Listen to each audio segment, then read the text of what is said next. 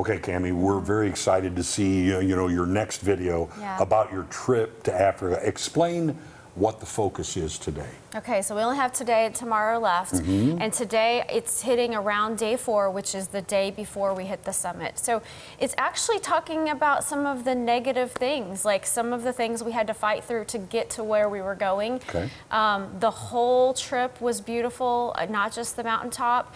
The whole journey, I learned things, but it was there were just a lot of challenges to fight through. That's what I thought more about. Yeah. You said negative, but for you, I think it's more of challenging. Challenging, interesting, and that's okay. I was up for it. Yeah. All right, sounds good. Let's watch it. All right, take a look.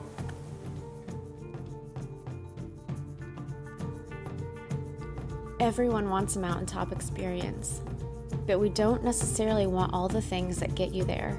The work, the scars, the blisters, the nausea, the sunburn, the extreme fear, the exhaustion, the time, the planning, the prep, the gear, the advice of others.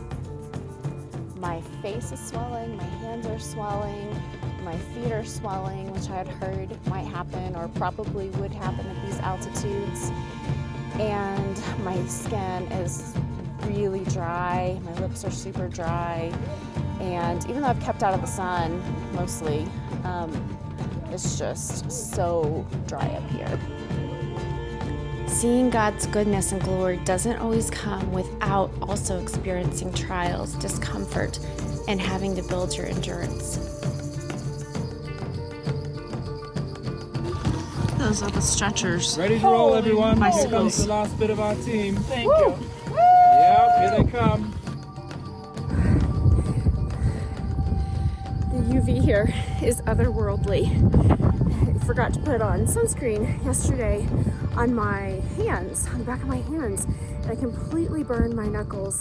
So I put sunscreen on today and wearing gloves, and hopefully that'll work. Helicopter pad is both encouraging and scary to know. What helps motivate us to have endurance? Hope for something unseen. It's when you endure the trials that produce those aspects of His glory. James 1:2-4. Consider it pure joy whenever you face trials of many kinds, because you know that the testing of your faith produces perseverance.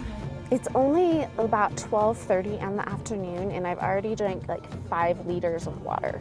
That was how much I drank all day yesterday. So I'm gonna just keep on drinking, because that's one of the only things you can do, drink and get lots and lots of calories. We eat, and then we snack, and then we eat, and then we snack.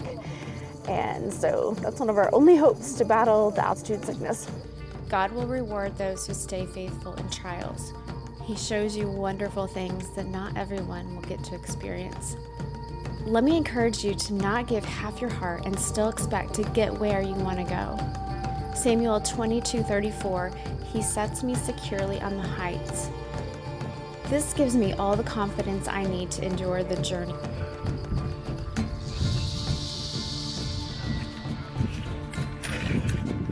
Side note, it's not just the mountaintop that has all the beauty. We walked through tropical rainforests, danced through regular forests,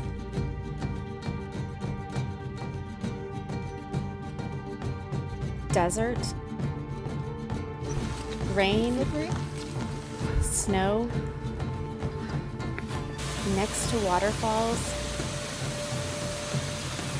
over every type of path, dirt, rocks, boulders, ash, logs, streams, wide and narrow, flat and steep, hitting all 4 seasons back and forth within minutes.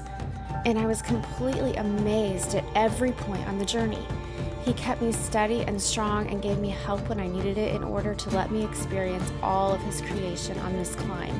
And as I followed the guide through the last portion toward the exit of the trail, his name happened to be Moses, and he was definitely leading me to the promised land where I could get a shower after 6 days. I've never been so excited in my life to see a sign as I was at the bottom of the mountain. It represented way more than the mountaintop experience. It also represented my entire personal journey.